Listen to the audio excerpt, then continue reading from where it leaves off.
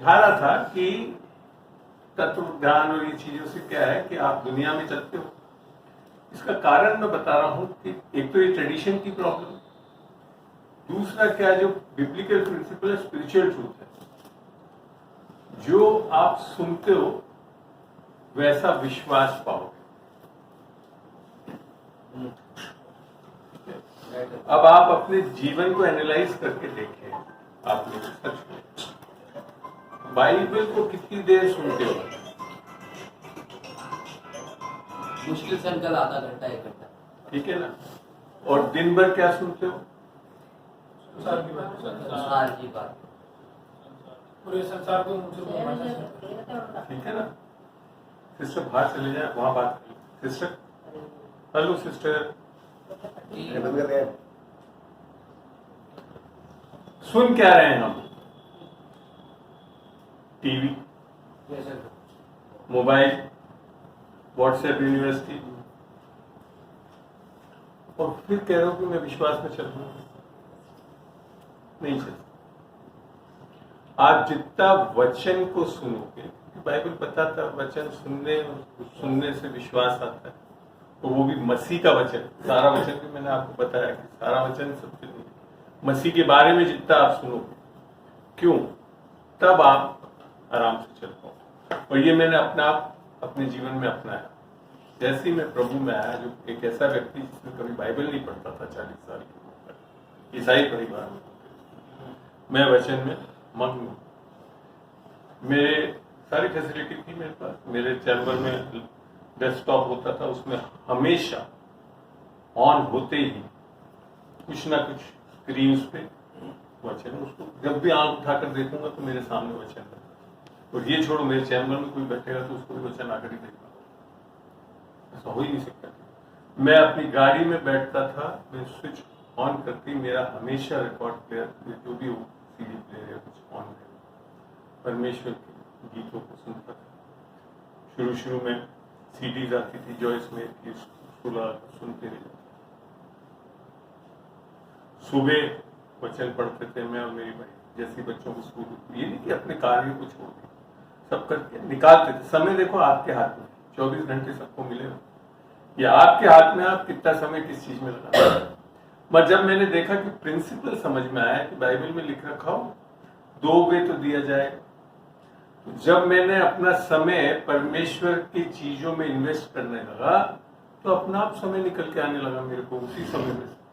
मैंने जैसे बताया, आपको एग्जाम्पल बताया, मैं घर में ले लेकर आता था काम, रात को सुबह 2-2, 3-3 बजे तो सब बंद हो गया मेरा। ऑफिस में पूरे 9:30 से 6 बजे के अंदर सारा काम वहीं निपटाकर वहीं बाइबल और वचन पढ़ता था, सब कुछ करता था, लोगों के साथ बीच में वचन बांटता था, सब कुछ करता था। इसका ये मतलब नहीं कि ऑफिस का काम सफल हो जाता, ऑफिस का काम करने के बाद करता था, समय निकल रहा है। तो लिख रखा है बाइबल में 6:32 में, खाली वो पैसे के लिए नहीं लिख रखा है। दोगे तो दिया जाएगा, थपथपा कर भर कर। देखा मैंने, मेरे को समय की बहुत आई। मैं फिर कन्फेशन क्या है, हम क्या कह रहे हैं वो समझे। सरकारी अधिकारी को, बल्कि आपके सभी लोग हम बहुत बिजी हैं, सुबह शाम तक कई बार बोलते बिजी। मेरे को एक बार रेवलेशन दिया खुदा बाप ने, बिजी क्या है, शब्द का अर्थ पता क्या है?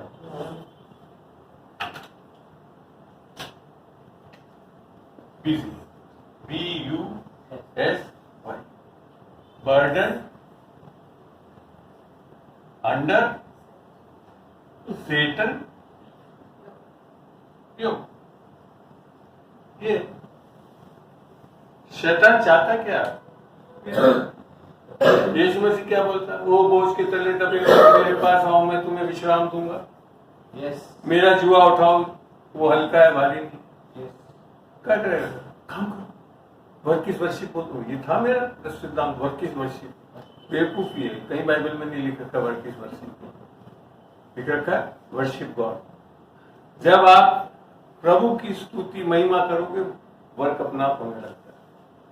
और ये देखा मैंने, मैं तो लिविंग एग्जाम्पल हूं। मैं कोई चर्चों में बैठ के नहीं बदला हूं, मैं इस बाइबल के वचनों को अपने जीवन में इस्तेमाल करके बदला। क्यों बदलता है वचन? क्योंकि ये वचन आत्मिक है। जैसे यूहन्ना 6:53 में लिखा है, पढ़ा यूहन्ना 6:53।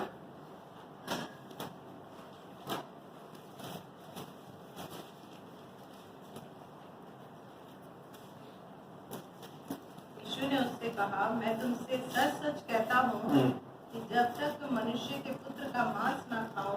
6:63 में आओ। आत्मा तो जीवनदायक है। क्या लिख रखा है? आत्मा तो जीवनदायक है, शरीर से कुछ लाभ नहीं। जब तक उद्धार नहीं पाओगे, आत्मा नहीं पाओगे, कुछ लाभ नहीं होगा। अच्छे से अच्छे काम करते रहो, कोई लाभ नहीं मिलेगा।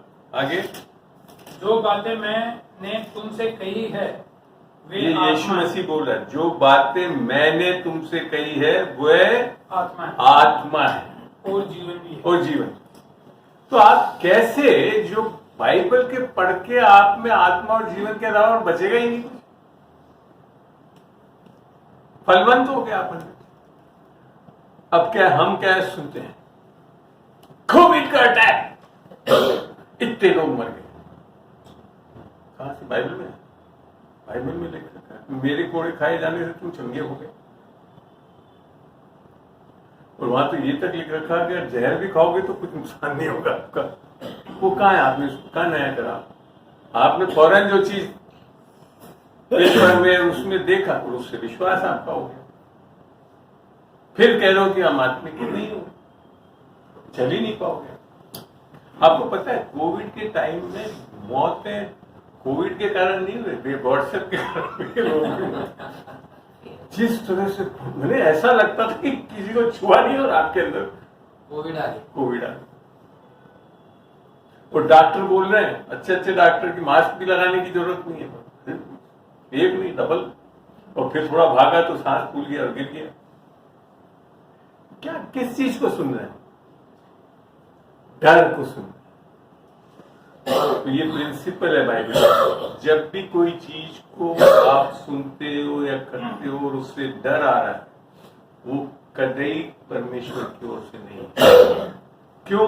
कब पता पड़ेगा? क्योंकि आप वचन को जानोगे। 2 तिमोथी 1:7 बोलता है, मैंने तुम्हारे को डर की नहीं परंतु प्रेम, संयम और सद्बुद्धि की आत्मा दी।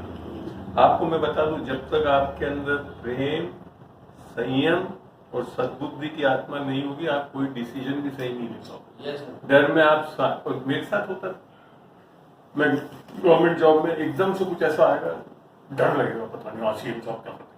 पहली चीज करता था कंट्रोल करते, क्या कर दी, डर नहीं आता। ये मेरा प्रिंसिपल है, चुनना है, हमारे हाथ में है। परमेश्वर ने बार बार लिख रखा, मत डर, तो मैंने अपने को करना है, वो परमेश्वर थोड़ी कोई करके देगा। वो तो कमांडमेंट है। 10 नियम को पालन करने लगता है, जो स्पष्ट लिख रखा है मत डर, मानती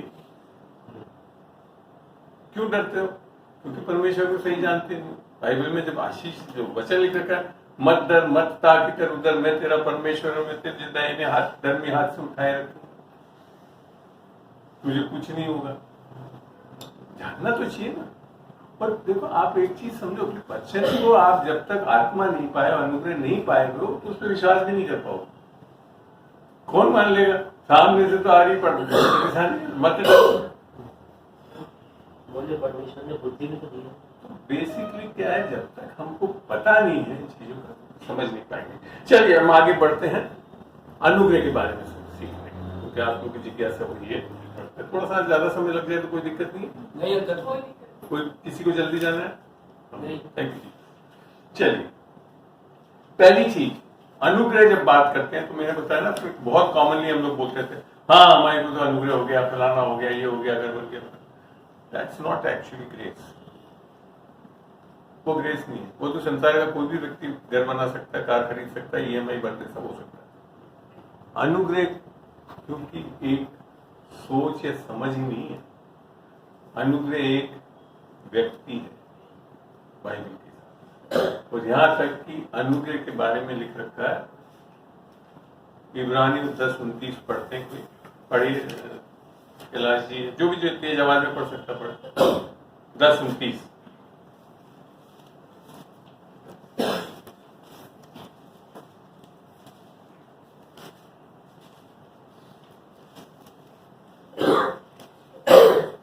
सोच लो कि वह कितने और भारी दंड के योग्य ठहरेगा, जिसने परमेश्वर के पुत्र को पांव से रौंदा और वाचा के लहू को। इसको सब पढ़ के तो डर लग रहा होगा आपको। चलिए कोई बात नहीं, पढ़े। और जिसने परमेश्वर के पुत्र को पांव से रौंदा और वाचा के लहू को, जिसके द्वारा वह पवित्र ठहराया गया था, अपवित्र जाना है और अनुग्रह के आत्मा का अपमान किया। अनुग्रह की आत्मा, बाइबल बड़ा स्पष्ट बता रहे हैं। अनुग्रह एक सोच या समझ या कुछ हो गया हमारे साथ, वो नहीं है। अनुग्रह की आत्मा है। इससे बहुत चीज बदल जाता है पर्सपेक्टिव। अन्यथा मैंने बताया ना, लोग बात क्या सोच रहे हैं, ब्लेसिंग मिल गया तो अनुग्रह हो गया। कोई बड़ा अनुग्रह एक आत्मा है और ये यीशु मसीह स्वयं है। पढ़े सुसमाचार 1 का 14 और 17। गॉस्पेल ऑफ जॉन, यूहन्ना का सुसमाचार 1 का 14 और 17 पढ़ेंगे।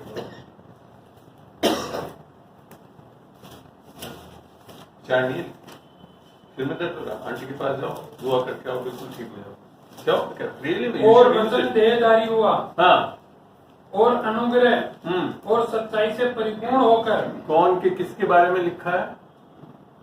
अनुग्रह सॉरी वचन देदारी है, क्योंकि शुरुआत में लिखा था ना, आदि में वचन था, वचन परमेश्वर के साथ था, वचन परमेश्वर था, और ये देदारी देदारी होकर किससे परिपूर्ण था?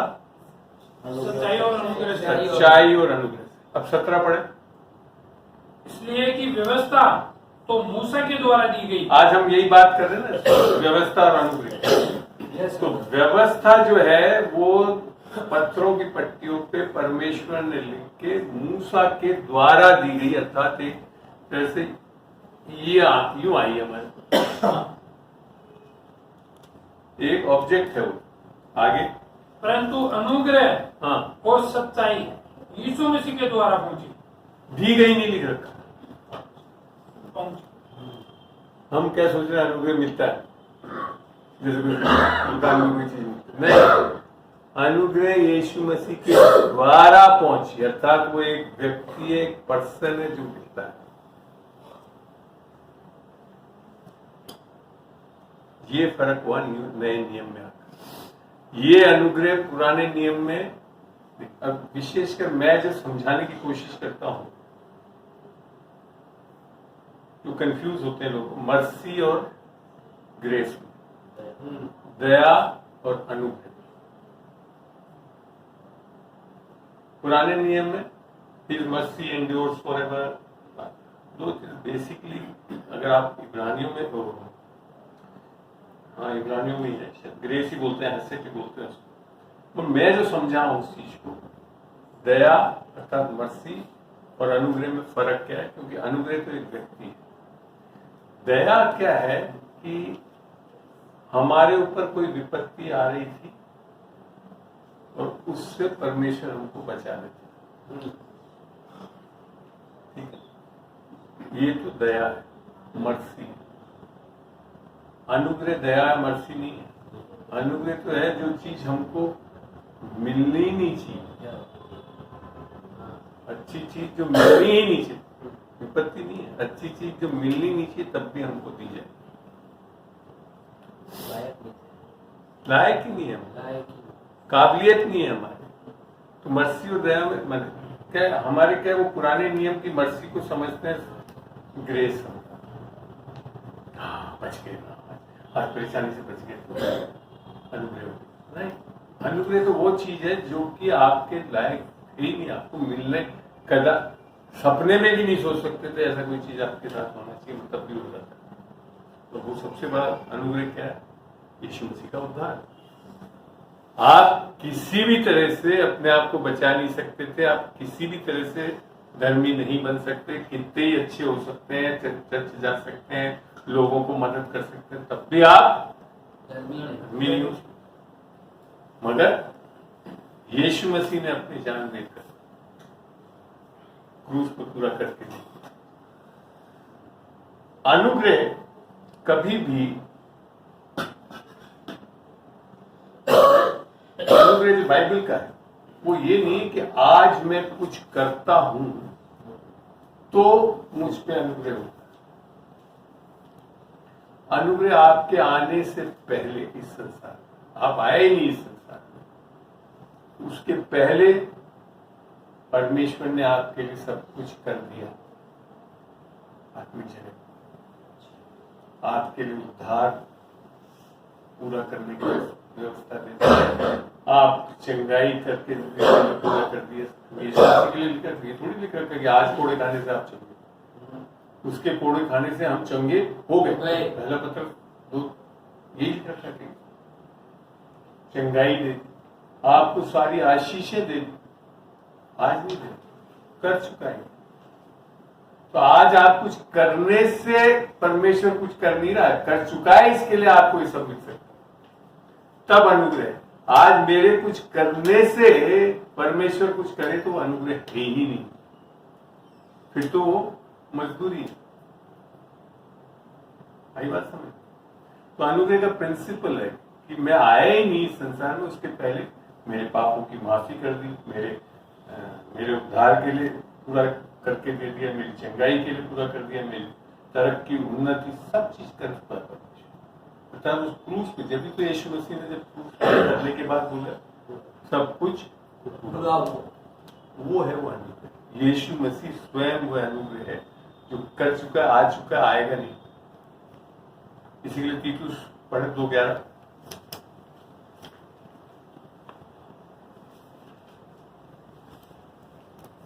क्योंकि परमेश्वर का वह अनुग्रह प्रकट है। क्या लिख रखा है? प्रकट होगा, प्रकट है।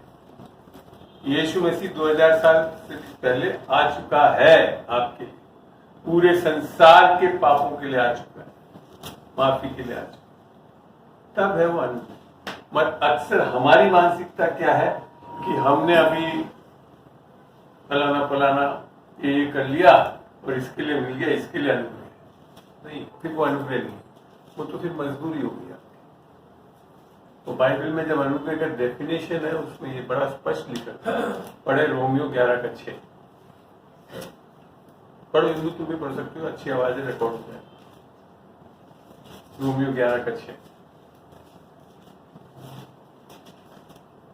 यदि यह अनुग्रह से हुआ है तो फिर कर्मों से नहीं।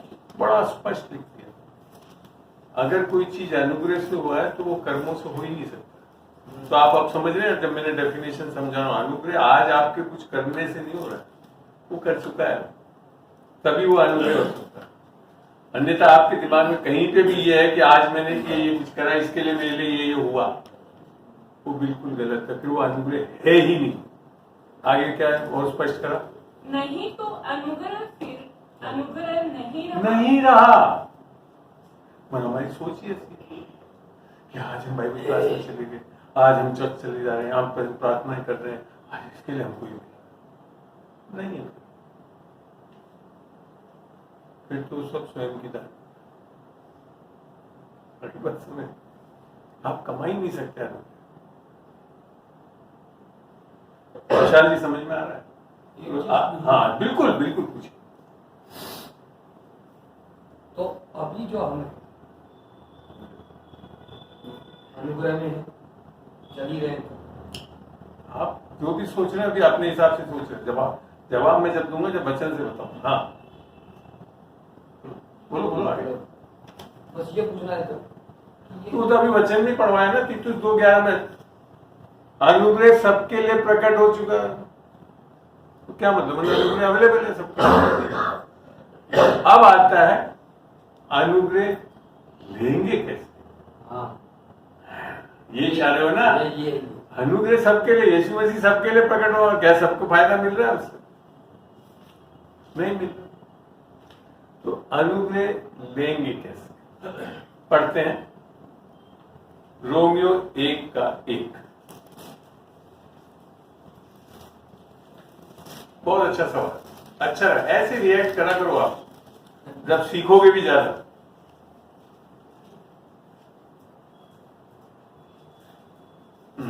पौलुस की ओर से जो यीशु मसीह का दास है और प्रेरित होने के लिए बुलाया गया और परमेश्वर के अलग किया गया है, जिसकी उसने पहले ही से रोमियो 5 का 1 पढ़ रहे हैं और कुछ पढ़ रहे हैं? एक का 5 नहीं, मैं 5 का 1 बोल रहा हूँ। नहीं, एक ही बोला था। बोल समाचार अतः जब हम विश्वास से धर्मी ठहरे, इनको पढ़ने दो भैया, ये अच्छी इनकी आवाज। हाँ, हम विश्वास के द्वारा धर्मी ठहरे, कर्मों के द्वारा नहीं, हमने कुछ अच्छा करा उसके कारण नहीं। विश्वास भी किस पे? कि यीशु मसीह पे विश्वास किया कि वो हमारे पाप के लिए मारा गया, गाड़ा गया, तीसरे दिन जिया, जो कि सुसमाचार, उससे हम धर्मी ठहरे। तो अपने प्रभु यीशु मसीह के द्वारा परमेश्वर के साथ मेल रखें। दूसरी चीज क्या भी? धर्मी ठहर गए, मेल मिलाप हो गया हमारा। आज यीशु की आत्मा हमारे आत्मा में आकर वास कर गई। आगे, जिसके द्वारा विश्वास के कारण, जिसके द्वारा विश्वास के कारण उस अनुग्रह तक जिसमें हम बने हैं हमारी पहुंच भी हुई। प्रार्थनाओं से नहीं हो रही, फास्टिंग से नहीं हो रही, किससे हो रही है? विश्वास से उस अनुग्रह को हासिल। और विश्वास क्या? कि यीशु मसीह कर चुका। तो अनुग्रह लेने के लिए पहले तो ये पता होना चाहिए कि अनुग्रह वो है जो चीज पहले कर चुका है प्रभु हमारे लिए। मैं आया ही नहीं, मैंने कुछ किया नहीं, तब भी परमेश्वर सब कुछ कर चुका है। और उसको लेते कैसे हैं? जो कि विश्वास को समझते नहीं है। बाइबल में आज नए नियम में आकर सब कुछ अनुग्रह और विश्वास से मिलता है। इसका वर्ष से पढ़े, इफिसियों 2 का 8।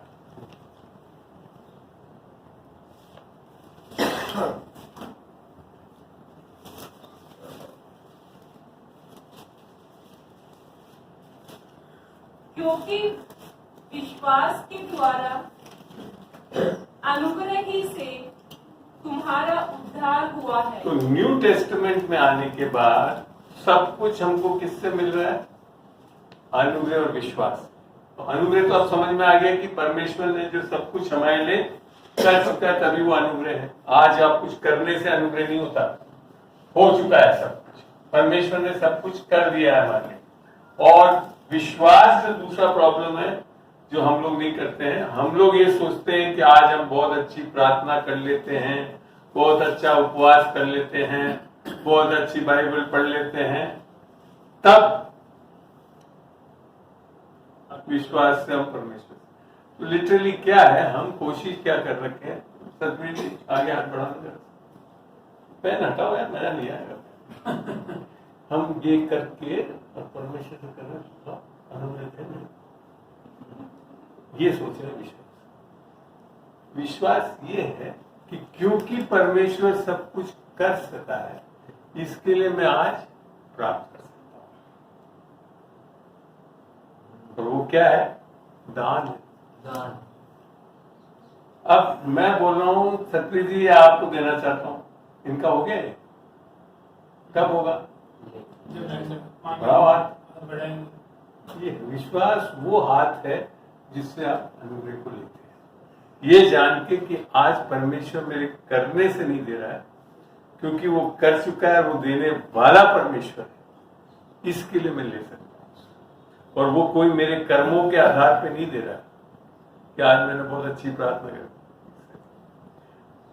परमेश्वर आपको हमेशा प्रेम करता है। आप यीशु मसीह में आने के बाद भी किसी दिन गलती कर दोगे तो परमेश्वर नाराज नहीं होता, और अगर नाराज हो जाता तो उसी दिन भस्म हो जाते क्योंकि परमेश्वर का क्रोध भी ऐसी है। मगर ये है इस परमेश्वर का कि अनुग्रह ये है कि हम कुछ सही नहीं भी, और इसी के लिए मैं बता रहा हूँ ना, आप लोगों को जो चीजें मिल रही है ना, कई बार आप कोई सही नहीं कर रहे हो, फास्टिंग वास्टिंग करने के बाद भी दे देता है वो परमेश्वर, क्या वो दयालु अनुग्रहकारी परमेश्वर। तो फिर आप उसको जोड़ लेते हो कि मैंने ये करा इसके लिए मिल गया। क्या कैसे मिल गया? अनुग्रह के साथ कोई चीज कर्म जोड़ ही नहीं सकता। उसके लिए जब रोमियो 8:32 में क्या लिख रखा है, पढ़ो।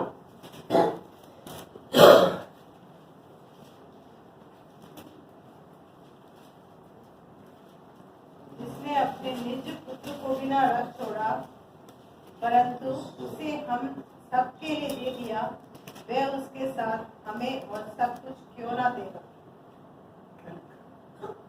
आप कुछ बहुत अच्छा कर लेंगे ये क्या कि क्योंकि हम ट्रेडिशनली सब रिलीजन में चले हुए हैं, धर्म में चले हुए, तो हम सब चीज कर्म से ही जोड़ते हैं।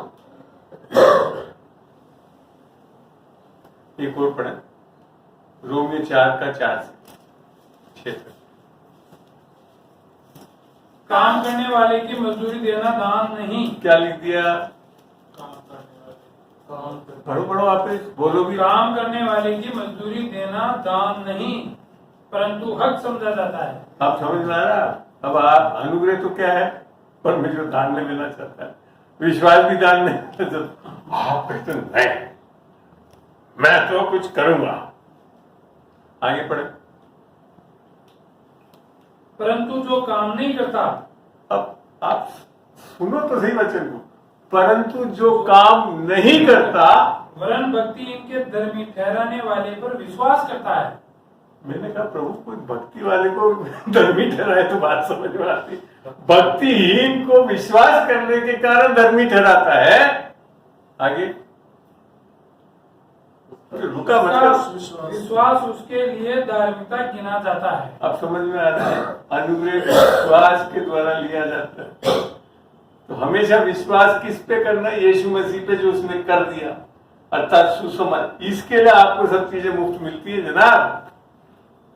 अब आप क्या कोशिश कर रहे हो? मैं 4 घंटे प्रार्थना करूंगा तो कहता आपसे आगे बात समझ, सवाल का जवाब मिल गया। इसका ये मतलब नहीं कि प्रार्थना नहीं करोगे, आप बड़ा आराम से प्रार्थना करोगे। पता है कि मैं नहीं भी करूं तब भी मिलेगा वो। समझ में आ रही है आपकी आपकी मानसिकता क्या बदली है कि आप अनुग्रह को समझ गए कि परमेश्वर आपसे प्रेम करता है, वो देना चाहता है। जब उसने अपने निज पुत्र को दे दिया तो ये 2-4 छोटी मोटी प्रार्थना कर रहा है, ये तो 100% मिलेगी आपको। मत जैसी आप कोशिश कर रहे हो कि मेरे 4 घंटे की प्रार्थना करने से सुबह उठ के, तो इसका ये मतलब नहीं कि प्रार्थना नहीं करनी है, पर आपकी सोच क्या है? आप कमाना चाहते हो या विश्वास से ग्रहण करना चाहते हो? वो फर्क है।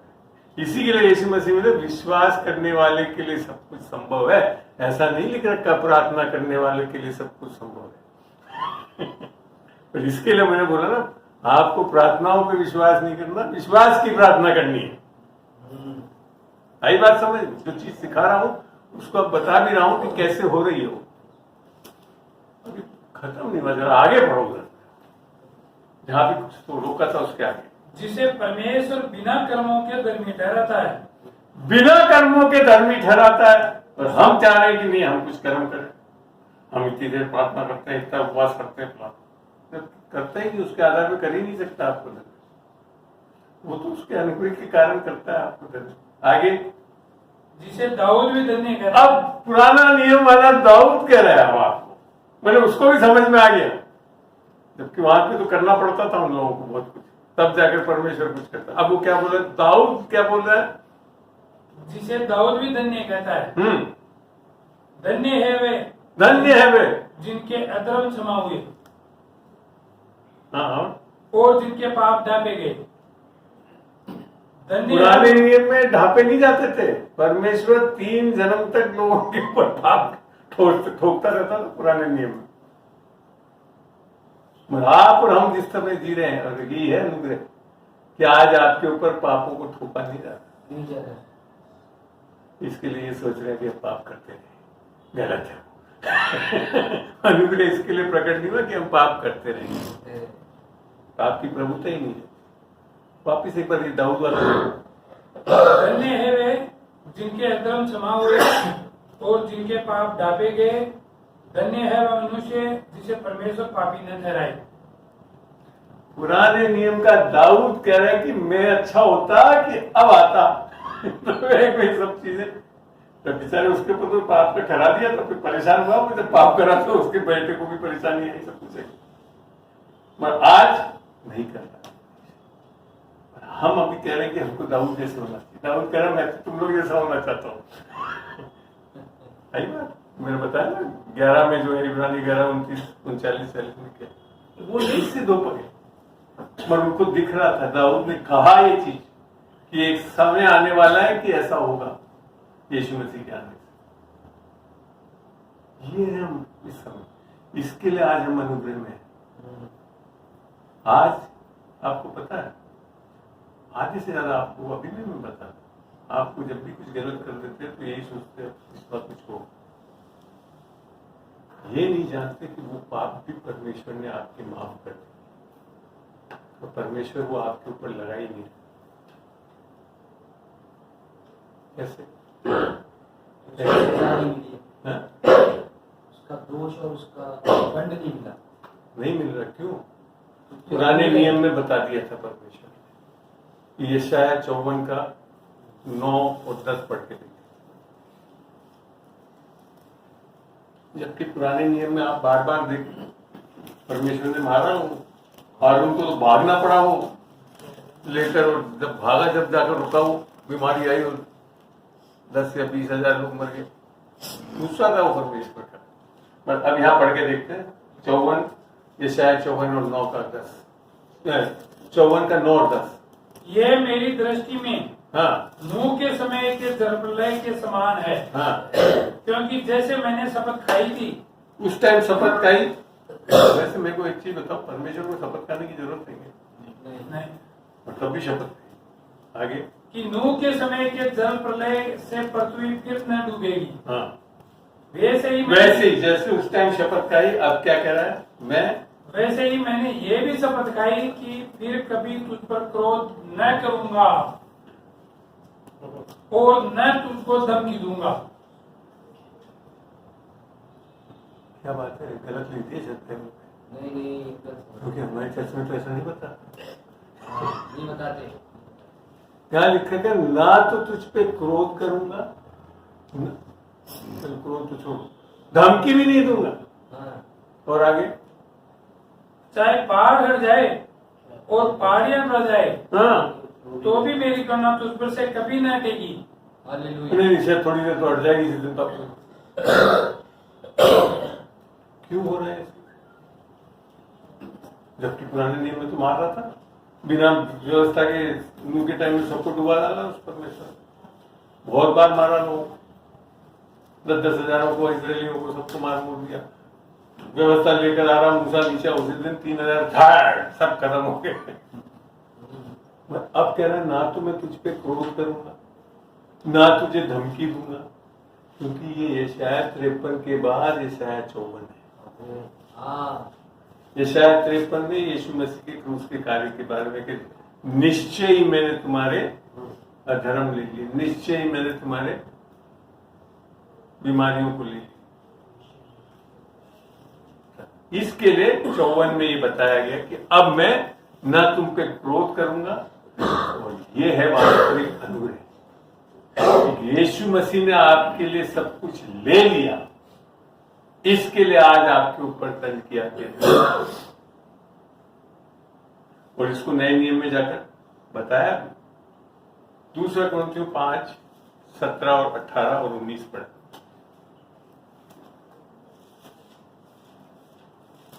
अब आप ये बोलोगे, अंकल ऐसा मत बताओ, सब पाप करते रहेंगे। इसलिए यदि कोई मसीह में है, हाँ तो वह नई सृष्टि है। हाँ, पुरानी बातें बीत गई है, देखो सब बातें नई हो गई है। ये कहाँ हो रहा है? आपके प्राण और आत्मा में नहीं हो रहा है, और प्राण और शरीर में नहीं हो रहा, आत्मा नहीं कर दी जाती है।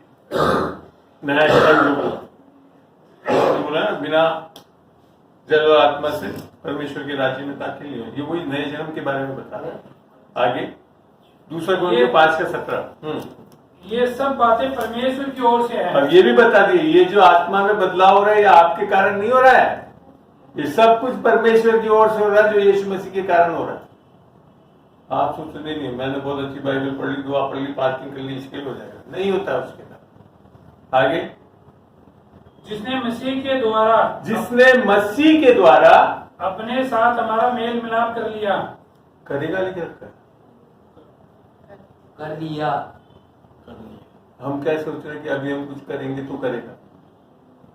बाइबल क्या बता रही है? मसीह के द्वारा मेल मिलाप कर लिया, हो गया, इसके लिए अनुग्रह है। बाइबल पढ़ते कहाँ है, बच्चे तो देखते कहाँ है, वर्ड तो मीनिंग को ही नहीं समझते। ज्ञानी तो बहुत जन जाते हैं कि एमए इंग्लिश कर लिया, एमए हिंदी कर लिया, तो बाइबल पढ़ते तो पता नहीं कहाँ चला जाता है सब कर लिया। आगे, और मेल मिलाप की सेवा हमें सौंप दी है। आगे, अर्थात परमेश्वर ने मसीह में होकर अपने साथ संसार का मेल मिलाप। अब खाली आपके साथ नहीं कह रहा है, संसार के साथ मेल मिलाप कर लिया, करेगा नहीं लिख रखा। इसीलिए बोला जगत से ऐसा प्रेम किया, अर्थात कर चुका है। सारे संसार को बचाने के लिए परमेश्वर ने अपनी तरफ से सब कुछ कर दिया है। आगे, और उनके अपराधों का दोष उन पर नहीं लगाया। और उसने एक मिनट बहुत बड़ा जरूरी चीज, ध्यान से वापस पढ़ो। और उनके अपराधों का दोष उन पर नहीं लगा रहा है। मान सकते हो ये? आगे मैं कुछ कर दूंगा तो परमेश्वर मुझे दोषी ठहरा देगा। क्यों नहीं लगा? क्योंकि यीशु ने सारे जगत के पापों को यीशु मसीह के ऊपर, वो 31 में लिख रखा, पढ़ो 21 में आखिरी आए, जो पाप से ज्ञात था, हाँ, उसी को उसने हमारे लिए पाप लगाया। आगे, कि हम उसमें होकर परमेश्वर की धार्मिकता बन जाए। इसके गॉड हैज ऑलरेडी डन। परमेश्वर ने सारे जगत के पापों को डील कर दिया है, करेगा नहीं लिख रखा। अभी जो आएंगे, जन्मेंगे, वो जो पाप करेंगे उन सबको भी माफ कर चुका है। कहां बताते? ऐसा परमेश्वर है, ये है अनुग्रह के परमेश्वर। और क्यों कर दिया? क्योंकि सारे पाप को यीशु मसीह पे डाल दिया, उसका दंड दे चुका है। तो अब उस पाप की सजा किसको दे सकते? क्योंकि राइचियस जजमेंट यही है, एक बार पाप करा, एक बार दंड मिलना चाहिए, बार बार नहीं दंड मिल सकता एक बार। ये है अनुग्रह का सुसमाचार। इसके लिए आज सारे पाप आपके माफ होते। और जब आप ये जान जाओगे कि मेरे सारे पाप माफ हो गए, तो कभी भी पाप करने की इच्छा ही नहीं रहेगी आपके। पर जब ये पता रहेगा कि नहीं, पाप करूंगा, फिर अंगीकार करूंगा, फिर माफ करूंगा, फिर कोशिश करते रहोगे, फिर प्रार्थना करते रहोगे, फिर पार्किंग करते रहोगे, ऐसा है ही नहीं। सही में आपको अगर अनुग्रह समझ में आ जाए ना, और मिल गया है आपको, आपके अंदर क्या लिख रखा है? रोमी 8:1 पढ़ लो।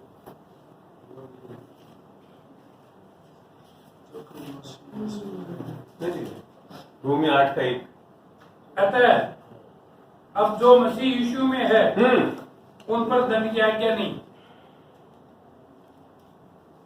अभी तो जजमेंट होगा, परमेश्वर के सामने हर किसी को जाकर खड़ा होना पड़ेगा। इसलिए तो मांगे दुआ का मान मेरे बात में दुआ ले जाए थे, फिर भी विश्वास को रहे तो 11 की क्रिया करवाते थे, फिर भी विश्वास को रहे तो हाथ अगड़वाते थे, फिर भी विश्वास को रहे तो पितर बना काट बैठा थे। फिर वो क्या है साहब, हमारे क्रिश्चियन में यही हो रहा है, अभी भी मान रहे हैं। अरे यीशु मसीह पे तो पूरा विश्वास करते हो, तो यीशु मसीह क्या बोल रहा है देखते, पढ़ो। रोमी 3 यूहन्ना 3:16 तो आता है, परमेश्वर ने जगत से ऐसा प्रेम किया कि उसने अपना इकलौता बेटा दे दिया कि जो कोई उस पर विश्वास करे वो नाश ना हो परंतु अनंत जीवन पाए। बस वहां तक ही रुक जाता। 17 भी तो पढ़ के देखो, 17 और 18 पढ़ना भाई। 3 का, हाँ, यूहन्ना 3 का। परमेश्वर ने अपने पुत्र को हाँ, जगत में इसलिए नहीं भेजा कि जगत पर दंड की आज्ञा दे, परंतु इसलिए कि जगत उसके द्वारा उद्धार पाए। हम क्या है, अभी यीशु मसीह आएगा, दंड देगा हमको, तो फिर आगे क्या लिखा है? जो उस पर विश्वास करता है उस पर दंड की आज्ञा नहीं होती। अब आप कह रहे हो कि नहीं अभी तो जजमेंट होगा, अरे वो तो बोल रहा है जो विश्वास करता है उसको दंड की आज्ञा है ही नहीं, पता ही नहीं अभी।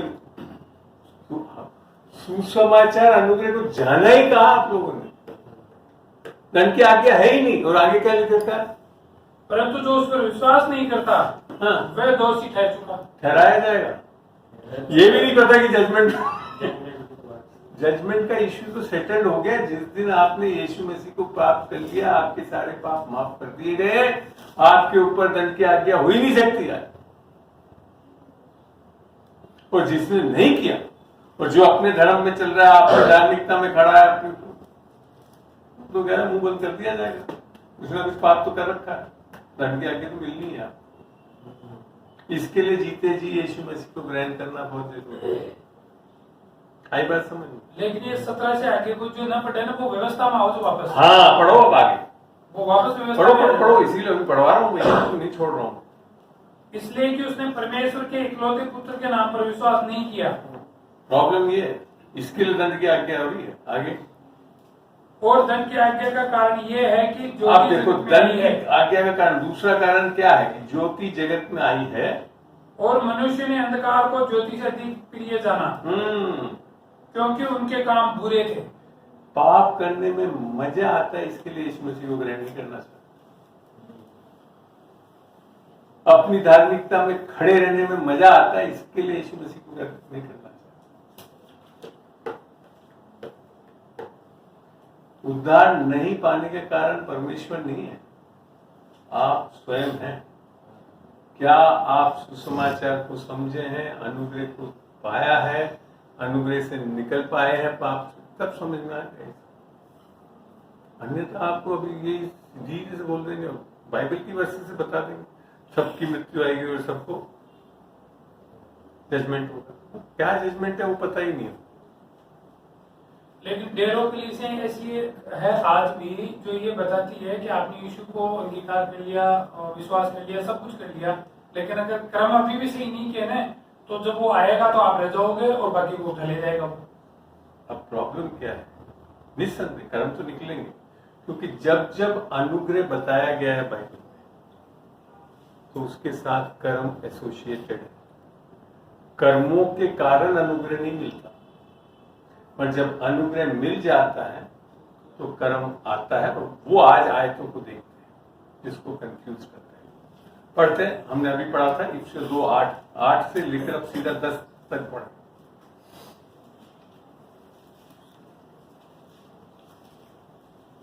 इफिसियों 2:8 से लेकर 10 और धीरे धीरे पढ़ भैया।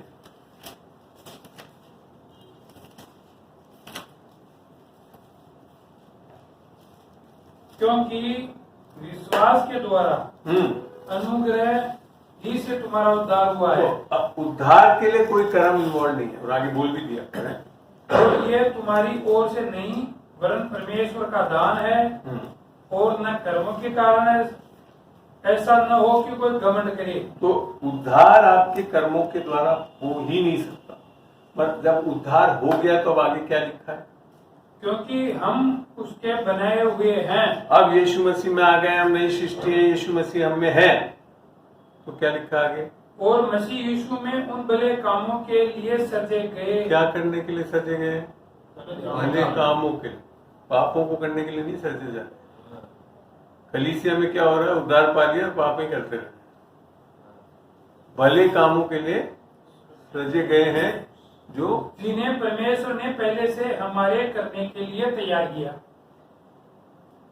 तैयार तो कर रखा था, आदम के कारण आप पाप में गिर गए, पाप का समाधान ढूंढ लिया, आप वापिस धर्मी बन चुके हैं। अब आप अच्छे काम ही करो, मगर ये सोच लो कि अच्छे काम करने से धर्मी बन जाएंगे, गलत। पर धर्मी बनने के बाद क्या है? अच्छे काम, और वो भी अच्छे काम ऐसे नहीं जो आप कर रहे हो, क्योंकि आपके धर्म के कामों से कभी परमेश्वर खुश नहीं होता। पढ़ते हैं फिलिपियों 1:11।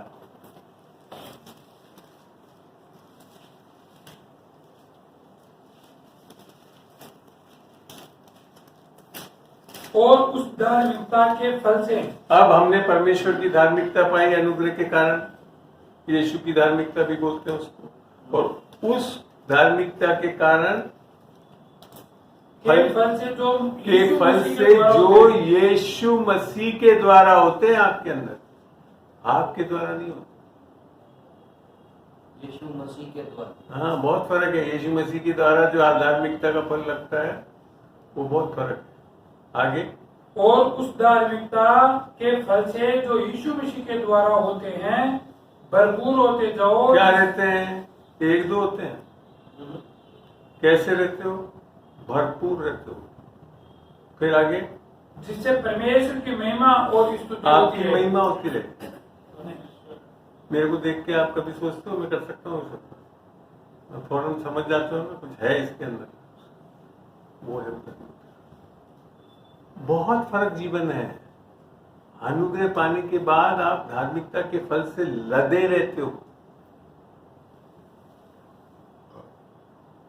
मैं एक ऐसा व्यक्ति जो दही को 10 रुपए मानता था और चर्च में डाल के खुश हो जाता, आज मैं पता नहीं कितना दे देता हूँ। मैं कोई परसेंटेज रखता नहीं, जो बोलता है प्रभु करते हैं।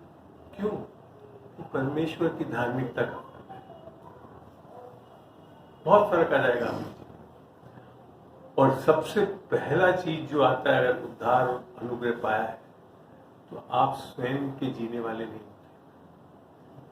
अरे दूसरा कोरिन्थियों 5:14। तो आपको मैंने बताया ना कि अनुग्रह से ऐसा नहीं होता कि आप फिर फल नहीं लाओगे या काम नहीं करोगे। बहुत काम करोगे। क्योंकि मसीह दूसरा का कोरिन्थियों प्रेम 5:14।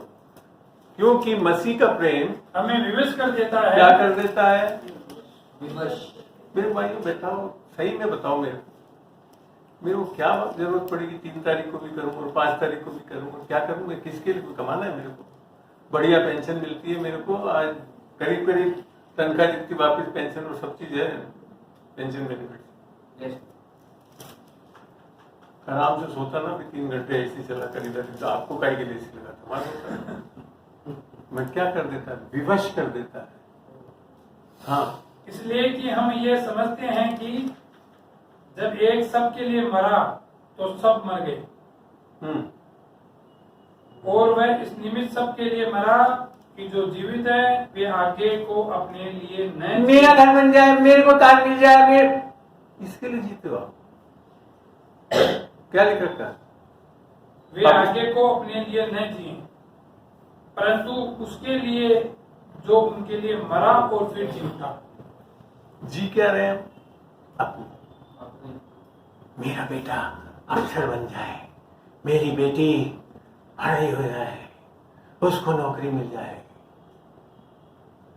लोगों के लिए क्या जी रहे हैं?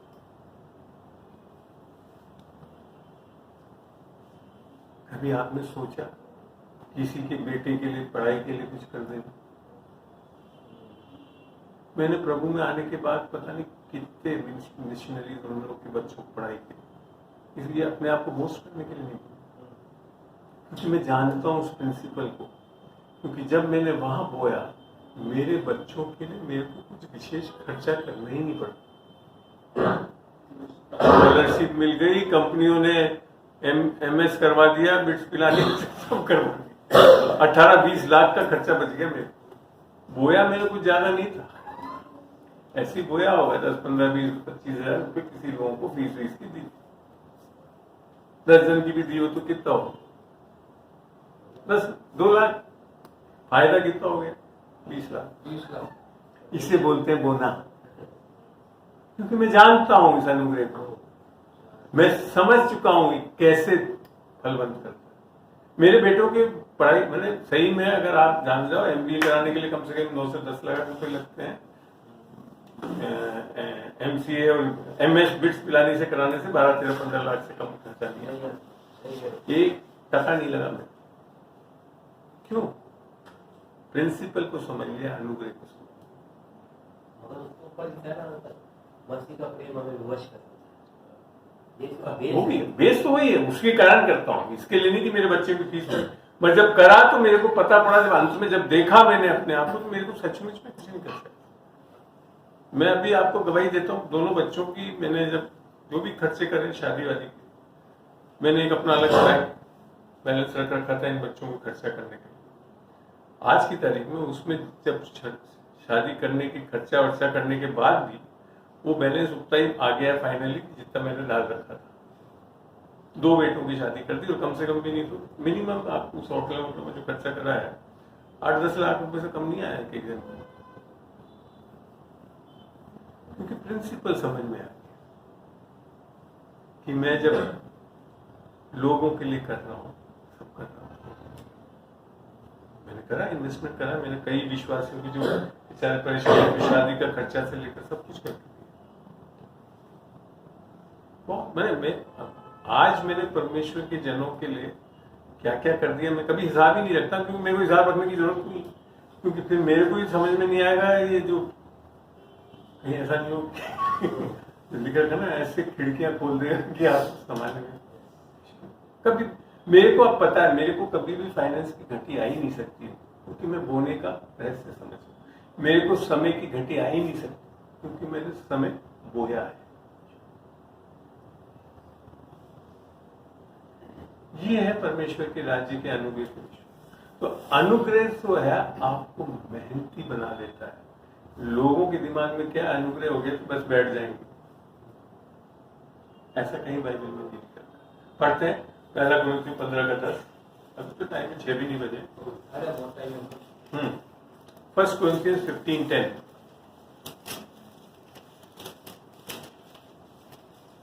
परंतु मैं जो कुछ भी हूँ पौलुस बोल रहा है, मैं जो कुछ भी हूँ परमेश्वर के अनुग्रह से हूँ।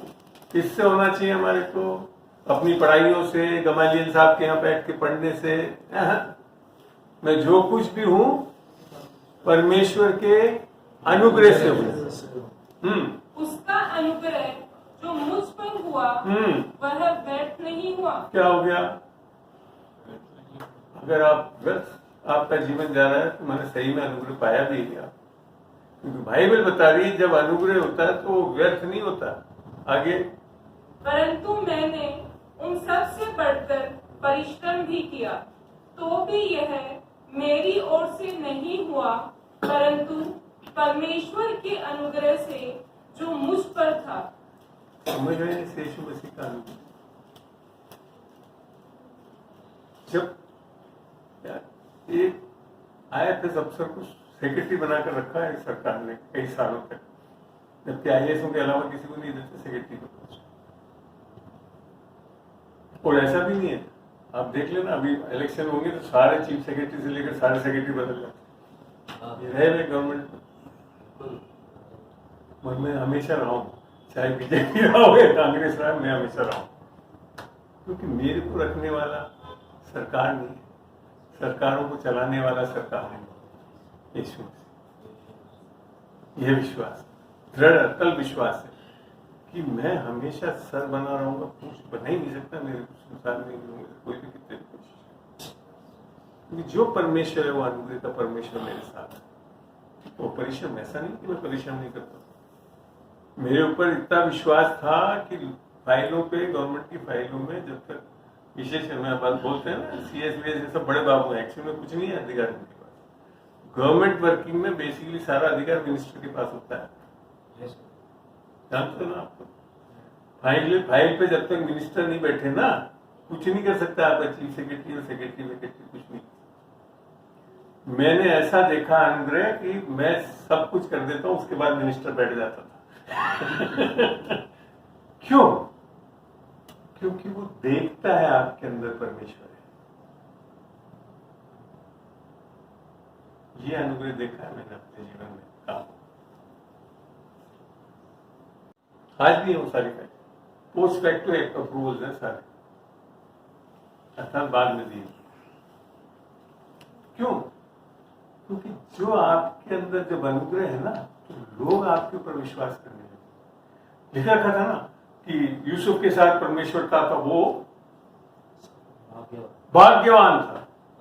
और पॉटीफर जो परमेश्वर को जानता भी नहीं, उसको भी दिख रहा है कि उसके अंदर परमेश्वर है। तो ये मेरे अंदर नहीं दिखेगा ना इन मंत्रियों को, उनको सबको परमेश्वर क्यों नहीं दिखेगा? दिखेगा, बाइबल बताती है। ये है वो कारण अनुग्रह का। तब जाकर आपको सही में जीवन पता पड़ेगा। इसीलिए मैं कह रहा हूं, मैं चर्च में बैठ के बना हुआ मसीह नहीं, मैं कार्यस्थलों में देखा है मैंने ऐसा अनुग्रह को काम करते। इसके लिए मेरे को आज इस शिक्षा को जो मैं दे रहा हूं उसको कोई रोक नहीं सकता, क्योंकि मैं चला हूं उसमें से। आप उसमें आना चाहें तो आ सकते हैं, अन्यथा टुकरा कर बैठे रहे, परेशान होते रहे, उसमें मेरी कोई गलती नहीं है। अनुग्रह ले लें उसको। परमेश्वर का अनुग्रह आपको बहुत महान चीजें कराना चाहता है। एक और जगह से पढ़ते जब अनुग्रह की बात आती है क्या बदलते हैं, मगर देखते नहीं है हम लोगों को। पढ़ते तीतुस 2 का 11 से 14 तक पढ़ेंगे। तो भी परमेश्वर का वह अनुग्रह प्रकट है जो सब मनुष्यों के द्वारा उद्धार का कारण है। तो पहली चीज अनुग्रह हुआ, उद्धार का कारण।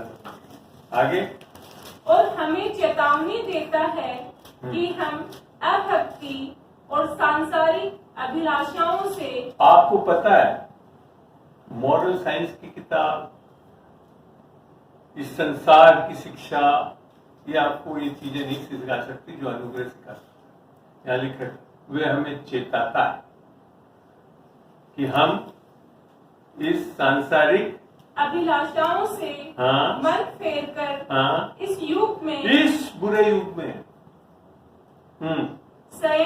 संयम और धर्म और भक्ति से जीवन बिताएं। यही तो चाह रही संसार कि हम किस तरह से ऐसे चले। वो यीशु मसीह के अलावा कोई उत्तर ही नहीं है उसके अनुग्रह के अलावा।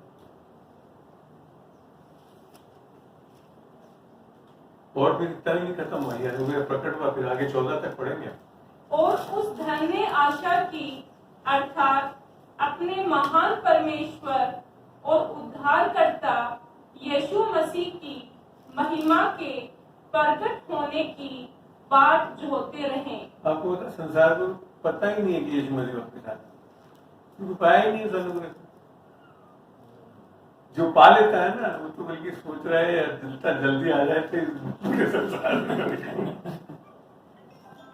आगे, जिसने अपने आप को, हाँ वही बोला, जिसने अपने आप को अर्थात सुसमाचार हमारे लिए दे दिया हाँ, कि हमें, इसको साइलेंट मोड में, हाँ, कि हमें हर प्रकार के, क्या लिखा, क्या हर प्रकार की अधर्म से छुड़ा ले। अरे इधर देखो, उधर फोन पे नहीं सुनो आप, मैं तो फिर बोलता हूँ, या फिर तो बाहर चले जाया करो लेकर वहां सुन लो। अधर्म से छुड़ा ले, करते नहीं रहे, छुड़ा ले और शुद्ध करके आप नहीं कर रहे हो, परमेश्वर आपको शुद्ध करना चाह रहा है, इसी के लिए अनुग्रह बोलते हैं। तो शुद्ध करके अपने लिए एक ऐसी जाति, आपके लिए नहीं, उसके लिए एक ऐसी जाति बना ले जो भले भले कामों में सरगर्म हो। पापों को करने में सरगर्म हो करता है। नहीं तो अनुग्रह बाइबल में जब भी आया है वो आपको भले काम कराने के लिए आया है, अच्छे काम कराने के लिए आया। मगर कलीसिया में आप देखते हैं तो भले कहीं ना कहीं प्रॉब्लम कलीसिया की है, वचन की नहीं है, अनुग्रह पाया ही नहीं है, सीखा ही नहीं है, लिया ही नहीं है। और नहीं लेने का कारण मैंने बताया, ट्रेडिशन, स्वयं की धार्मिकता, बाइबल की चीजों का कारण ही नहीं मिल रहा है, क्योंकि उसको गलत तरीके से अपना कर बैठे हुए और फिर प्रॉब्लम फेस करते हैं। अनुग्रह से आप ऊपर उठ जाते। कहीं बाइबल में ये नहीं लिखा क्या परेशानियां नहीं आएगी। यीशु मसीह ने बोला 6:33 में, इस जगत में तो कलेश आएगा, मगर आनंदित हो, रो मत लिखा। हम लोग तो थोड़ा सा कलेश आता, आनंदित हो, मैंने इस जगत को लिया। इसके कारण वो अनुग्रह से जीता है। शैतान आती डरने लगता। बाइबल में लिखा है याकूब 4:7 में क्या लिखा है,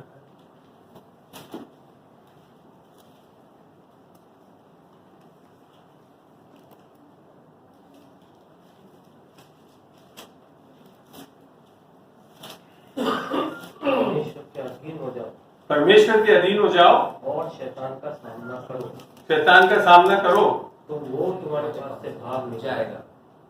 परमेश्वर आज शैतान को नहीं भगा रहा, आपको ही भगाना।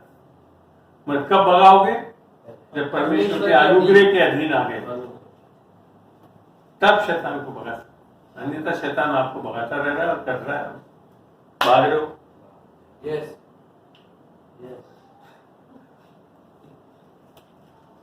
क्यों नहीं? परिवारों में भगाया जा रहा है। तो कहीं भी मतलब इस अनुग्रह को पाने के बाद आप जयपन कहोगे नहीं, ऐसा नहीं हो सकता हमारे जीवन में। नहीं, बाइबल के वचन को पढ़ा होगा तो समझ में आए। पढ़ते हैं Romeo 5:17।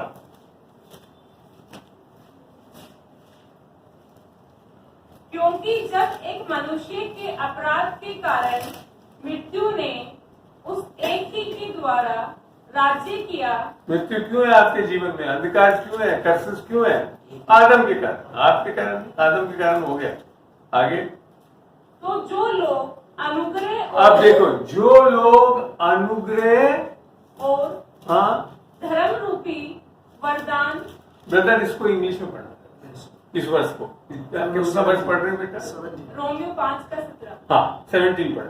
For if by the transgression of the one death reigned through the one, much more those much more, समझते हो? मतलब उसके कारण मृत्यु तो आई आदम के कारण, मैं उससे बहुत बढ़कर और भी ज्यादा। much more those who receive the abundance of grace चिल्लर विल्लर नहीं है, 10 पैसे का ग्रेस है। abundance of grace abundance of grace and of the gift of righteousness and the gift of righteousness will reign in life through the one Jesus Christ. will reign for 2 days will reign for till the next EMI reign, वापस पढ़ना भैया, Reign in life in life, through the one Jesus Christ. ये है वो अनुग्रह। आपको पता नहीं, अगर आपने उस उद्धार को, उस अनुग्रह को, उस यीशु मसीह को अपने अंदर पा लिया, ऐसा हो ही नहीं सकता। कैसी भी स्थिति, परिस्थिति, परिस्थिति, कठिन स्थिति, कोई सी भी स्थिति आ जाए, अरे कितना ही डिसेशन आ जाए संसार में, तब भी आपके पास प्रोविजन हो, क्योंकि आपका प्रोवाइडर कोई वर्ल्ड मार्केट नहीं है। तो यीशु मसीह उधर का है जहां पे सोने के बीच हैं, एक ईंटा भी मिल गया तो यहाँ का सारा ऐसा परमेश्वर कैसे घटी हो सकता? भाई वचन को पढ़ोगे तो आप देखो, कहानी कहता है कि आप मैंने घटी में जियो। रेनिंग मीन्स राजा की तरह रहने, ये खाई नहीं है, वो राजाओं का राजा।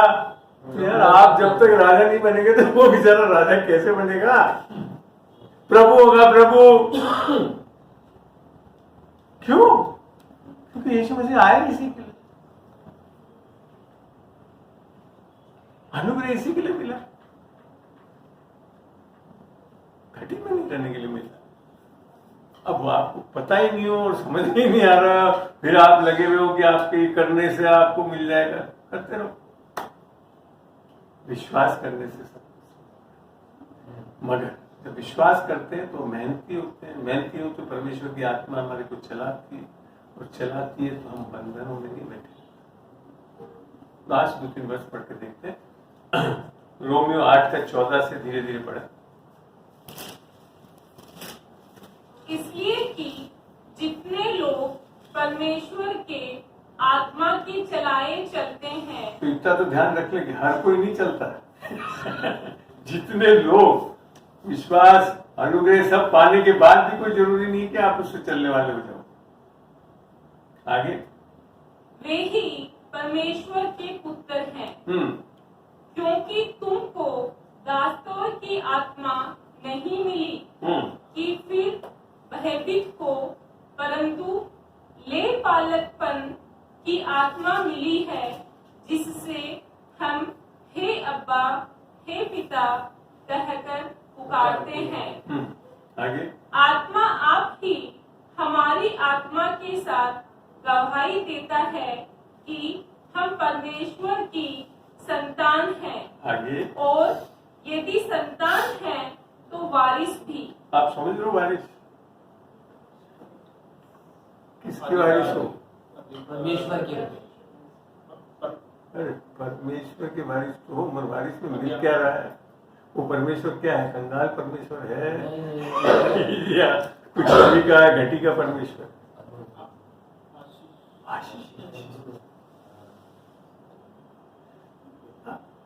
यीशु मसीह में होकर इस अनुग्रह को प्राप्त करके अगर लोग घटी में जी रहे हैं तो सही में उन्होंने इस अनुग्रह को समझा ही नहीं है राइट। अभी बंद नहीं कर रहा हूँ, थोड़ा सा और सिखाना चाहता हूँ मैं। हाँ 6:05 10% से भी लगाए काफी है और मजा जरूर आएगा आपको, हाँ क्योंकि आज मैंने जो बात बताई थी अनुग्रह और व्यवस्था के साथ। अब खोलिए गलतियों का 3 का 18 से पढ़ना। 18 नंबर गलतियों 3 का 18 पढ़ना एक बार धीरे से, लिखना बाद में ताकि मैं कंफर्म हो जाऊं। क्योंकि यदि मिरास व्यवस्था से मिली है, हाय हाय हाय हाय, ये तो मैं सोचा ही नहीं था कि यहाँ पे ये होगा। यदि मिरास व्यवस्था से होली हुए तो फिर प्रतिज्ञा से नहीं, हम्म परंतु परमेश्वर ने अब्राहम को प्रतिज्ञा के द्वारा दे दी है। कर्मों के द्वारा नहीं दी, व्यवस्था के द्वारा नहीं दी है। आगे अब समझ में आ रहा है, व्यवस्था में रहने से विरास भी जाती रहती है। आगे तब फिर व्यवस्था क्यों दी गई? हाँ वह तो अपराधों के कारण बाद में दी गई कि उस वंश के आने तक रहे जिसको प्रतिज्ञा दी गई थी। अब समझ में आया, व्यवस्था का एक कारण ये भी था कि यीशु मसीह को ला सके कुंवारी से। पाप इतना बढ़ गया था कि लोग बाग इतना व्यभिचार नहीं करने लग गए थे कि कोई कुंवारी नहीं रहती, इसके लिए व्यवस्था को देना पड़ा। अब चलिए गलतियों 4 में, और इसके करीब थोड़ा सा अनिल बताना जो वहां पे है ना, दोनों उसकी सहरा और अब्राहम नहीं, गलतियों 4 में ही होगा। हाँ है ना, ठीक है, क्या वर्ष पर यहाँ शुरू से ये वैसे तो अच्छा था। नहीं, दो बादशाहों के बारे में ये 4 4 का कौन से बता ना नंबर बोलो। 1 से 4 1 से पढ़े साहब। चलो मैं यह कहता हूँ कि वारिस जब तक बालक है। नहीं नहीं नहीं नहीं, ये नहीं पढ़ाना, चलो उसके नीचे आ जाओ। 21 से 21 follow. तुम जो 421 ना, And 21 follow. हाँ 421, हाँ तुम जो व्यवस्था के अधीन होना चाहते हो, तुम जो व्यवस्था के अधीन होना चाहते हो, मुझे बताओ, क्या तुम व्यवस्था की नहीं सुनते? यह लिखा है कि अब्राहम के 2 पुत्र हुए। अब ये आपको बताऊं, जो सो कॉल्ड क्रिश्चियनिटी में ये 2 प्रॉब्लम है। बाप तो अब्राहमी है दोनों का, अर्थात गॉड द फादर को तो मानते हैं, मगर 2 मदर लेकर घूमते हैं। 2 मदर से है प्रॉब्लम, ये व्यवस्था और अनुग्रह से। आगे बढ़े। एक दासी से और एक स्वतंत्र स्त्री से। The so-called mainline church is under the दासी। और परंतु जो दासी से हुआ वह शारीरिक रीति से जन्मा। आप समझ में आ रहा है वो किससे हुआ? तो जब आप व्यवस्था में रहते हैं तो आप शरीर से चलते, आत्मा से नहीं चलते। अभी जो मैं बता रहा, जो आत्मा, जितने लोग आत्मा से चलाए चलते हैं, तो आप विश्वासी होकर आत्मा पाने के बाद भी शारीरिक हो सकते। आगे। और जो स्वतंत्र स्त्री से हुआ वह प्रतिज्ञा के अनुसार जन्मा। इन बातों में दृष्टांत है, ये स्त्रियां मानो 2 वाचाएं हैं। एक तो सीने पहाड़ की तो है व्यवस्था की वाचा, अर्थात वो किसको कर रही है? हागर को। और उसमें शरीर से चलते हैं, जिससे दास भी उत्पन्न होते हैं।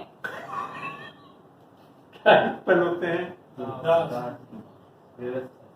आप समझ लो, मेनलाइन चर्चेस, ट्रेडिशनल चर्चेस से क्या उत्पन्न होते हैं? विश्वासी पुत्र नहीं होते, दास उत्पन्न। आगे। और वह हाजिरा है। वो हाजिरा से हुआ था इस्माइल। आगे। और हाजिरा मानो अरब का सीनाई पहाड़ है और आधुनिक यरूशलेम। सीनाई पहाड़ है, अर्थात वो पहाड़ है जहाँ पे 10 नियम दिए गए। और आधुनिक यरूशलेम उसके तुल्य है आधुनिक है तो मैंने आज भी जो इजराइल यरूशलेम जो है वो उसी की तुलना। आज भी आपको पता है जूस में मुश्किल से 10% भी पॉपुलेशन को नहीं जानते, अभी भी वो व्यवस्था में चलती है। आगे, क्योंकि वह अपने बालकों समेत दासत्व में है। बालकों समेत सब दासत्व में है, पूरा परिवार। हम ईसाई परिवार से हैं। किसमें है? राजपेट में। पर ऊपर की यरूशलेम स्वतंत्र है और वह हमारी माता है, क्योंकि लिखा है, हे बांझ तू जो नहीं जलती आनंद कर, तू जिसको पीड़ाएं नहीं उठती गला खोलकर जय जयकार कर, क्योंकि त्यागी हुई की संतान हाजिरा को तो बाहर निकलवा दी परमेश्वर। त्यागी हुई की संतान सुहागिन की संतान से भी अधिक है। आज अब्राहम के विश्वास में चलने वाले बहुत हैं, यहूदी तो नहीं भी हो गए तब भी बहुत लोग हैं ऐसा परमेश्वर के संतान हैं। आगे, हे भाइयों, अब एक बहुत बड़ी प्रॉब्लम भी बताइए। हे भाइयों, हम इस हाथ के समान प्रतिज्ञा की संतान हैं, और जैसा उस समय शरीर के अनुसार जन्मा हुआ आत्मा के अनुसार जन्मे हुए को सताता था, वैसा ही अब भी होता है। आज भी सही आत्मा से जन्मे हुए लोगों को कौन सताते? वही the so called Christian. Hindu BJP भी सताती है, सही जो सो कॉल्ड है वो सताती। एक और पढ़ते हैं, इब्रानियों में आ जाइए 23 12 का 23 से पढ़े।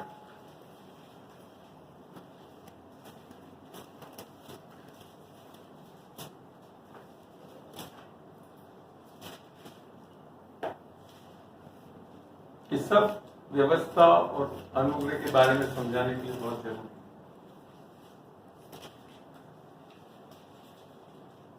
इब्रानियों 12 का 23 से पढ़ना बेटा। और उन पहिलौठों की साधारण सभा, इसमें ऊपर से पढ़ना। हम किस पहाड़ के पास आए ऐसे ऊपर पर तुम सिय्योन के पहाड़ के पास। हाँ, ये कौन सा वर्ष है भैया? 22। हाँ, पर तुम सिय्योन के पहाड़ के पास और जीवते परमेश्वर के नगर। नहीं, इसके भी ऊपर से पढ़ना पड़ेगा। 18 से पढ़ना भैया। तुम तो उस पहाड़ के पास जो छुआ जा सकता था और आग से प्रज्वलित था, और काली गड्ढा और अंधेरा और आंधी के पास और तुरी की दमनी और बोलने वाले के ऐसे शब्द के पास नहीं आए। ये कौन सा पहाड़ है?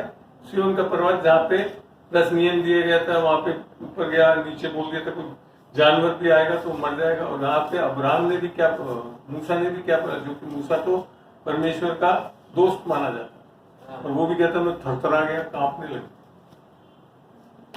तो यहाँ लिखा है उसके पास नहीं आना है हमको, पता व्यवस्था के पास नहीं आना है। आगे, जिसके सुनने वालों ने विनती की कि अब हमसे और बातें न की जाए। आप पता व्यवस्था के अधीन आती है, आप परमेश्वर की सुनना भी बंद कर दो। आगे, क्योंकि वे उस आज्ञा को न सह सके, यदि कोई पशु भी पहाड़ को छुए तो उस पर पथराव किया जाए। और वह दर्शन ऐसा डरावना था कि मूसा ने कहा, मैं बहुत डरता और कांपता हूँ। कौन अपने दोस्तों से डरता है? पर यहाँ डरने लगे। व्यवस्था में आते आप डर से भर जाओगे। आगे, पर तुम सिय्योन के पहाड़ के पास। अब बोला, पर तुम सिय्योन के पहाड़ के पास नहीं, और जीवते परमेश्वर के नगर स्वर्गीय यरूशलेम के पास और लाखों सर्वदूतों और उन पहिलौठों की साधारण सभा। आप जब व्यवस्था के अधीन होंगे तो स्वर्गदूत भी नहीं रहेंगे आपके साथ। अनुग्रह के नीचे आओगे तो स्वर्गदूत रहेंगे।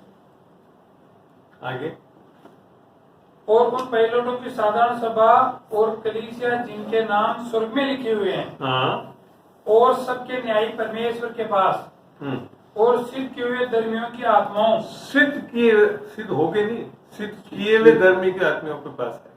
उद्धार पाती सिद्ध हो गया। आगे, और नई वाचा के मध्यस्थ यीशु और छिड़काव के उस लहू के पास आए हो जो हाबिल के लहू से उत्तम बातें कहता है। हाबिल का लहू क्या कहता था? दंड दो, मार दो। यीशु का लहू क्या कहता है? कि जानते भी नहीं, इन्हें माफ करो। अनुग्रह। आगे, सावधान रहो और उस कहने वाले से मुंह न फेरो, क्योंकि वे लोग जब पृथ्वी पर के चेतावनी देने वाले से मुंह मोड़कर न बच सके, तो हम स्वर्ग पर से चेतावनी देने वाले से मुंह मोड़कर कैसे बच सकेंगे। आगे, उस समय तो उसके शब्द ने पृथ्वी को हिला दिया, पर अब उसने ये प्रतिज्ञा की है, एक बार फिर मैं न केवल पृथ्वी को वरन आकाश को भी हिला दूंगा। वो आने और वाले। यह वाक्य एक बार फिर इस बात को प्रकट करता है कि जो वस्तुएं हिलाई जाती है वे सजी हुई वस्तुएं होने के कारण तर जाएगी। जो दिखता है, मगर आपका उद्धार टलेगा नहीं, आप परमेश्वर का प्रेम टलेगा नहीं, परमेश्वर की आत्मा टलेगी। आगे, ताकि जो वस्तुएं हिलाई नहीं जाती वे अटल बनी रहे। वो अटल बनी रहे। हिलेगा ये संसार, मतलब जो प्रभु में है उद्धार पाए हुए वो हिलेंगे नहीं। नहीं। आगे, इस कारण हम इस राज्य को पाकर जो हिलने का नहीं कृतज्ञ हो और भक्ति और भय सहित परमेश्वर की ऐसी आराधना करें जिससे वह प्रसन्न होता है। ये कौन सा वर्ष है? लास्ट वाला नंबर 28। ब्रदर, इसको इंग्लिश में पढ़ना। 28। Therefore, since we receive a kingdom which cannot be shaken, परमेश्वर का राज्य जो हिलाया नहीं जा सकता, उद्धार। हाँ, let us show gratitude by which we may offer to God an acceptable service with reverence and awe. With reverence. अनुग्रह से ही परमेश्वर को आप रेवरेंस दे सकते हैं, व्यवस्था से नहीं दे सकते। व्यवस्था में डरे न रहे। यही तो चाहते हैं कि हम इस परमेश्वर को रेवर करें, आदर दें। वो किससे आता है? अनुग्रह से आता है। तो यहाँ पे मैं समाप्त करता हूँ। ये है वो अनुग्रह, और है सब बाइबल की चीजें, मगर सही ढंग से हम जब नहीं समझेंगे तो फिर सामर्थ में नहीं चल पाएंगे। कृपया करके कभी भी दोनों के अधीन होने की कोशिश मत करना। अगर आप ऐसा सोच रहे हो तो वास्तव में आप व्यवस्था के अधीन नहीं। आप ये मान सकते हो कि मैं अनुग्रह में भी हूँ, ऐसा हो ही नहीं सकता। या तो आप अनुग्रह के अधीन होंगे या व्यवस्था के।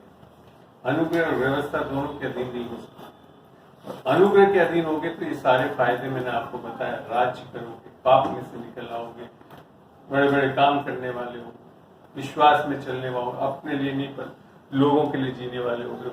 ये सारी चीजें आएंगी। इसके लिए परमेश्वर का अनुग्रह और उद्धार जरूरी है। ये कोई धर्म नहीं है कि कोई संडे के संडे जाकर खाली। हाँ, संडे को जाना इसके लिए जरूरी है कि विश्वासियों का संगति करना बहुत जरूरी है। इब्रानियों में लिखा था ताकि आप विश्वास में दृढ़ होकर चलने वाले। और ऐसे जगह जहाँ पे सही शिक्षा, सही अनुग्रह, सही उद्धार, सही व्यवस्था की इन सब चीजों की जब शिक्षा सही ढंग से दी जाती है, और अगर कहीं नहीं मिल रही है तो मेरे पास आ जाए। आमीन। आमीन।